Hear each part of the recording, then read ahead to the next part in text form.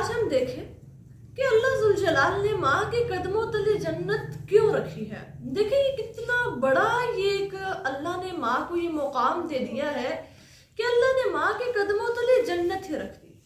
Obviously اگر دیکھا جائے تو ماں ہی ہوتی ہے جو اپنے بچوں کی تربیت کی پہلی درسگاہ ہوتی ہے۔ اگر ماں ہی اپنی اولاد کی بہترین طریقے سے تربیت نہیں کرے گی تو پھر بچے جو ہے وہ اللہ کی پہچان اور اللہ کے تعارف کو نہیں پہچان پائیں گے۔ ایک ماں ہی ہوتی ہے جو اپنے بچوں کی بہت احسن انداز سے تربیت کرتی ہے اور پھر اپنے بچوں کو اللہ کے احکامات سے وہ انٹروڈیوس کرواتی ہے کہ بچوں اللہ ہے کیا، رب ہے کون۔ اللہ تو وہ ہے جو سب کو روزی دینے والا، پالنے والا ہے۔